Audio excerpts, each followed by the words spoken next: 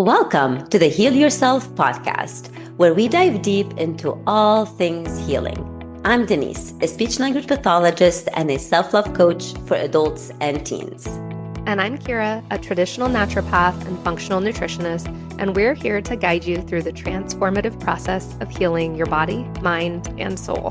From the latest in functional medicine to nurturing your relationship with yourself, healing trauma, and even transforming your money story, we're here to empower you with the knowledge and tools to create lasting change. So whether you're looking to heal physically, emotionally, or spiritually, join us as we explore the many paths to wholeness and wellness.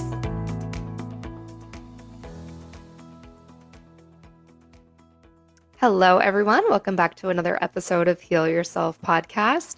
And today, this is Kira. I am joined by a special guest. So welcome, Kamilla. Thank you. So excited to be here.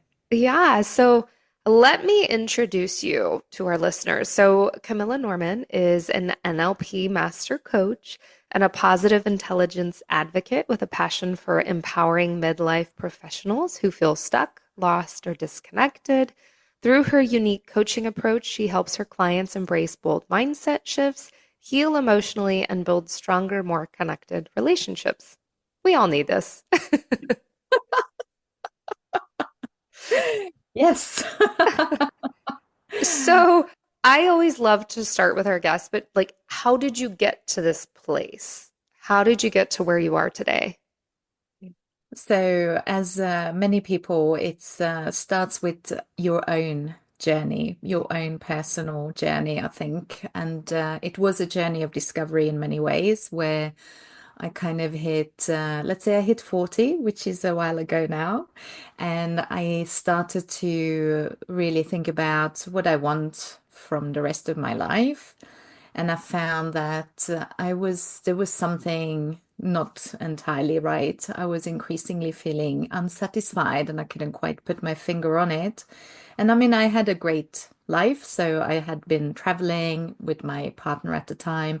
We had a very exciting life, but obviously there was something missing. Increasingly, I felt unhappy, and eventually I made the decision to actually break up after 23 years, which was a very challenging experience, and nothing that I will say is an easy thing to do. But through that decision of leaving England, where I had lived for 18 years, and then moving to Norway, I also embarked on a total career change where I trained.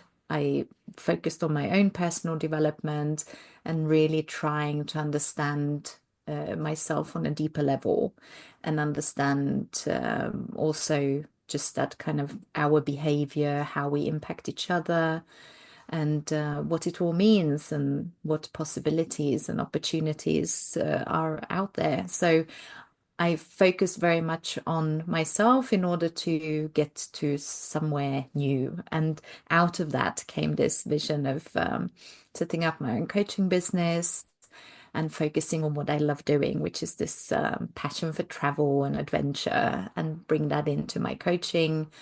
So yeah, I just see it as it's going to be a lifelong learning curve. Yeah. Denise and I talk about that all the time and say healing is not linear, but it also doesn't have an end point. Like we're always healing, we're always growing, and we have to embrace that. Yes, Yeah. absolutely. And it's almost like the more you learn, the more you want to know. So it's just a continuous growth that just happens because you've tapped into something that stimulated you initially, and then it's like you stepped into a new universe, it's That's really exciting. yeah. And maybe you did. Maybe that's what it is. Yes.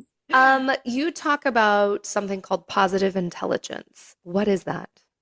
So this is a concept that was developed by Shazad Shamin. He wrote a book by the same name and has since developed what you could call a framework that is used by coaches all over the world. And it is really built on this notion that we all have some basically our brain is, you could say, quite often we talk about the fight and flight mode, and that's this left side of the brain, predominantly the survival brain. And then we have the right side of the brain that thinks in more sort of emotions and kind of intuition, and where we can tap into a perhaps a wiser approach to life. And it's learning about your brain being either your friend Mm. or your enemy. And quite often people are actually experiencing negative self-talk where your brain is actively working against you. And so the concept of positive intelligence is basically measuring how often is your brain your friend? How often does your brain cheer you on and tells you that you can do it and of course you're amazing? Or how often is it actively sabotaging and saying, oh, you're not good enough, you'll never make it. How can you possibly think you're worth this? All these Mm. negative limiting beliefs and self-doubt that pretty much all of us have in various doses. And so by looking at, they distilled the kind of characters, if you like, the saboteurs, and found that there's 10 main saboteur characters that people display. And it's across the globe, regardless of religion. The one thing that everyone has in common is the character, the judge, which is like the Mhm. ringleader. And it's the character that criticizes us, criticizes others, and criticizes the circumstances. It is that voice, if you like, that tells you that you're not good enough, or whatever negative things you might be saying to yourself in private. And for some people, that's a really loud voice. And for some people, it's just a whisper. And what Shozad discovered in his research, and it is very much like a scientifically based approach, where they measured the activity in the brain depending on what kind of thoughts people were thinking. And they could see that when people think these limiting thoughts and have these very negative patterns, it's the left side that's very active. And then if you think from a place of empathy and curiosity, and you want to sort of navigate and find a path and innovate, then it's the right side of your brain that's predominantly active. So they've kind of been able to see, let's amplify the positive sort of thoughts that are promoted in the right side in order to kind of shift the balance so that you promote the brain's ability to be your friend and lower the volume on the voices of those saboteurs. Yeah. Sorry, it's a very long answer. No, no, that was a great answer because I mean, so many are in that place with the judge. And, a lot of our listeners are dealing with physical health challenges of all different sorts. And I'm always talking about limiting beliefs and stories and going into all of that because, yeah, the louder that judge is, the more you're going to feel those physical symptoms. Absolutely, absolutely. And we can learn to find ways to kind of work with our saboteurs where instead of letting them run riot and control us, we control them. So we never really, it's not a case of getting rid of them. Mhm. It's just a case of learning how to manage them better so that they don't impact your life as much. And it's literally lowering the volume. So you're never really getting rid of your saboteurs. You are just learning how to sort of put them in their box. Yeah, I'll make the physical connection. I always tell my clients too, we all have parasites. It's about learning to live with them. Like we don't want them taken over. It's the same thing with this. So Yes, absolutely. And it actually helps people when they can kind of visualize it because it becomes a character. So it's actually helpful for many people, not everyone, but for many, because it feels more tangible. And when you can feel that you can kind of almost see this character, it's also easier to catch it because it becomes something that you can identify. And then it helps you to slowly become in charge instead of letting the saboteur the show for you. So there's been research done that shows that if your brain is your friend 75% of the time or more, you are going to fulfill your potential. You're going to be doing great.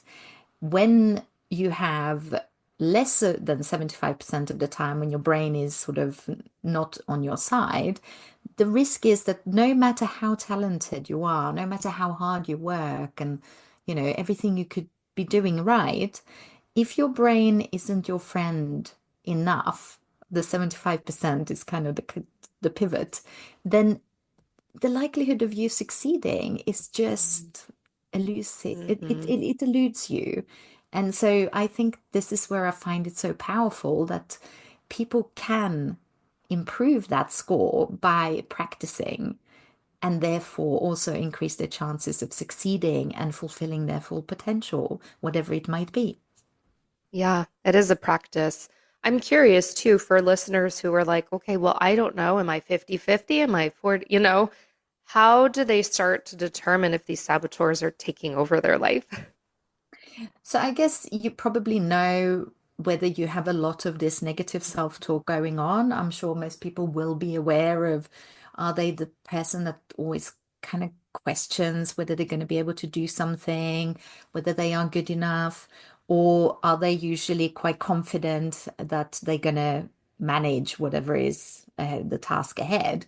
So that most people will feel that whether they are in a sort of the more positive um, arena or whether the brain is actually being more of a saboteur. So, but there is a test. You can take a test. The Positive Intelligence have a test, and we could share the test in the notes for people who are interested. So people can actually learn about their saboteurs and just explore further if they want. Yeah, love that. Do you have any examples of how you've used this with clients and how it's maybe shifted their lives or even your own? We could relate it back to you, leaving a 23-year relationship is a huge leap, and I'm sure there were some saboteurs in there.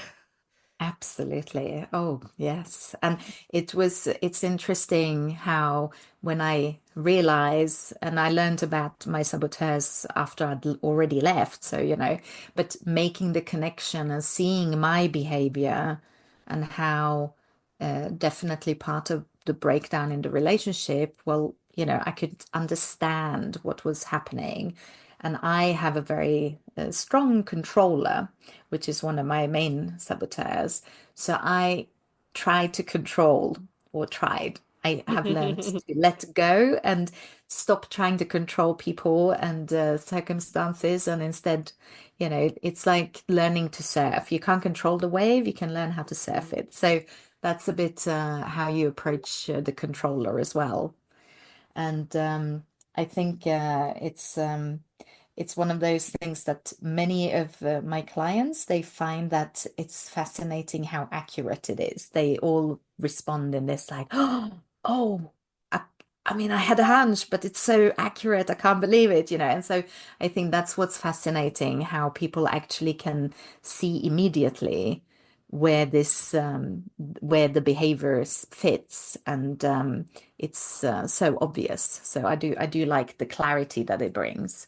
And by making it clear, it's that awareness of your own behavior and how you are impacting people through your behavior and how you actively create the reality around you through your behavior. So taking ownership, finding ways to do things differently, to avoid triggering other people, because our saboteurs kind of trigger saboteurs in other people. So if you're in saboteur mode, you are likely going to trigger the saboteurs in the person opposite you, and then you sort of in a negative mode.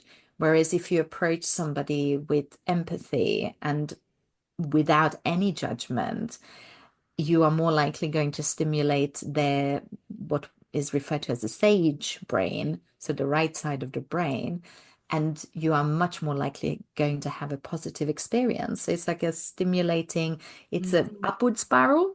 If you are in sage mode, or if you're in saboteur mode, it's definitely a downward spiral. So And it's so interesting that you said, because we could go so many different ways with this, but we have a profound impact on others because we are all connected and our energy will move into someone else. And I don't remember how you worded it, but it was something around the lines of we impact others. Um, and I think where I want to go with this is you've mentioned also like the model of the world. Is that yes. kind of what you're saying here and how you're connecting that? Yeah, yeah. So I definitely think that accepting the fact that everyone sees the world through their own lens Hmm.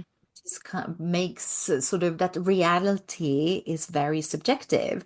Yep. And if you think about people talking about an experience that they shared as a group, with friends, everyone will be telling you a different Hmm. experience. Everyone have their own version of what happened. And that is what the model of the world, accepting the fact that people do see things differently and that there is this natural desire almost or need for some people to prove people wrong and say, well, I'm right, you are wrong. That's where like the judge Hmm. is coming into play. So that's where that fits together. And it is incredibly liberating when you realize that you don't have to prove anybody wrong or right.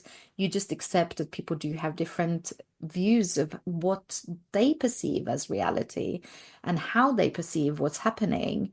And when you do that and you step away and like stop judging, it allows for a much nicer relationship with people around you. So for me personally, it's been very noticeable with my mother because I've just accepted that she is the way she is. She sees things very differently to me, and I've stopped sort of battling with her about, how I perceive her not being how I would like her to Yep. behave, and instead just say, okay, well, this is how she is. She's doing it she comes from a place of love, even if it doesn't always feel like it. Hmm. But I trust that she comes from a place of love. And that means I stop. It's like putting your own ego sort of a bit behind bars and allowing just focus on the other person without the judgment. There can be a lot of healing that happens with this then. I'm super intrigued and I've taken the quiz myself, but it's been a long time, so I'm definitely going to go back and revisit because I feel like this could be such a big tool for everyone, not just in their own personal relationships, right? You said mother, I'm like, yep. Because it's the same thing, right? Like, no one is going to fit into our model of reality the way we want them to. We have to accept that.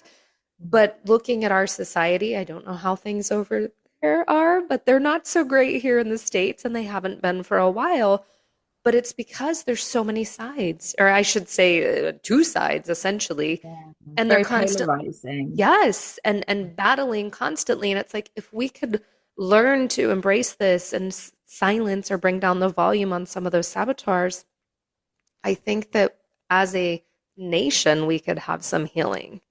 Yes, definitely. Absolutely. And I do think that if you just start focusing on the fact that people have a different model of the world, that people are doing the best they can with the Mhm. resources that they have, so that you trust that people come from a place of good intention. Yeah. It might not always feel that way. You might perceive things in a negative way, but if you assume that what they were trying to do was with a good intention at heart, then it actually frees up the ability to, instead of sort of be hurt and react in a defensive way and maybe, respond in sort of trying to hurt somebody back, you start to look at, okay, so where do they how are they perceiving things, to try and view it from their Mhm. perspective and have that empathy for others, and rather than criticize them and see the negative and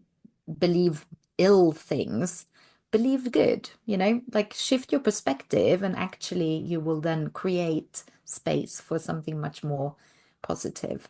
Yeah, I agree. I think there's so many that are viewing people with differing opinions as, oh, they're bad. And I'm like, well, but no one really goes into things with ill intentions.